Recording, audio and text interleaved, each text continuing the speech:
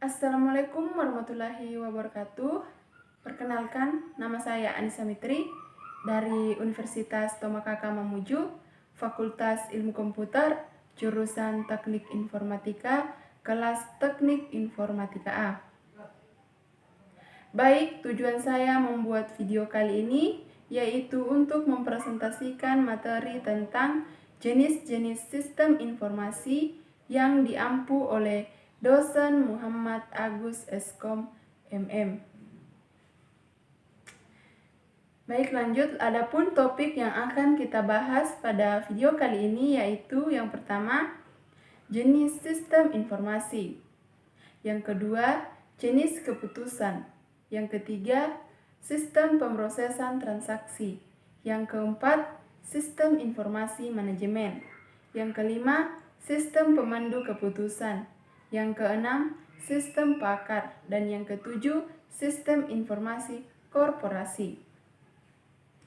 Baik, kita melangkah ke topik yang pertama atau pembahasan yang pertama yaitu jenis sistem informasi. Adalah sistem informasi di berbagai instansi perusahaan atau organisasi memiliki fungsi yang bervariasi. Ada sistem informasi yang berfungsi untuk mencatat berbagai transaksi atau perubahan data yang terjadi.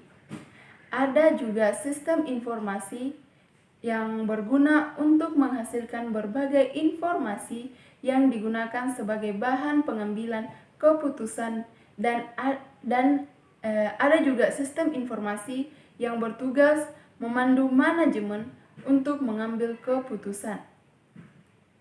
Nah, adapun jenis sistem informasi yaitu yang pertama adalah jenis sistem informasi berdasarkan tingkatan.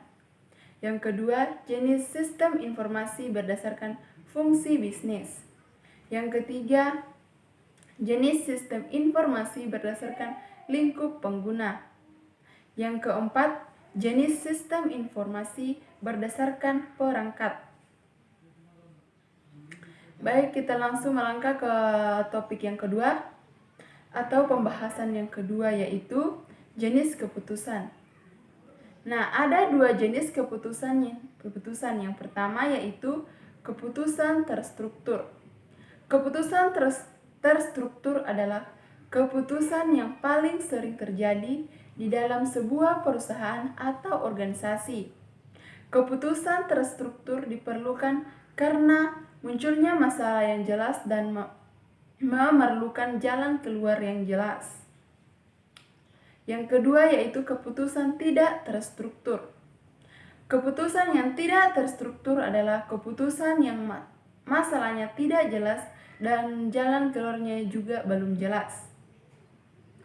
Keputusan ini relatif jarang terjadi dan merupakan keputusan yang dibuat oleh manajemen puncak. Kita melangkah ke topik yang ketiga atau pembahasan yang ketiga yaitu sistem pemrosesan transaksi. Sistem pemrosesan transaksi adalah berbagai peristiwa atau kejadian yang perlu dicatat oleh perusahaan. Dengan demikian, transaksi tidak selalu merupakan transaksi penjualan atau pembelian, tetapi juga meliputi kenaikan harga, kenaikan golongan karyawan, perpindahan barang dari gudang ke ruang toko, dan pergantian pemimpin perusahaan.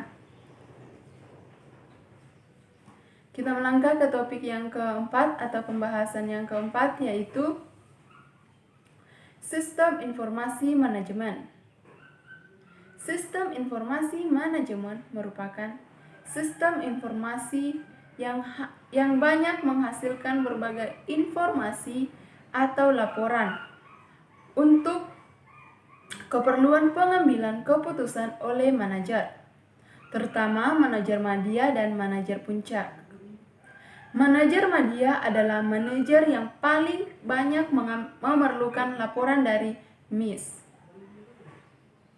Lanjut, kita melangkah ke topik yang kelima atau pembahasan yang kelima yaitu sistem pemandu keputusan. Sistem pemandu keputusan adalah sistem informasi yang bertujuan untuk membantu manajemen puncak dalam pengambilan keputusan yang tidak terstruktur. Kita melangkah ke pembahasan yang keenam, yaitu sistem pakar.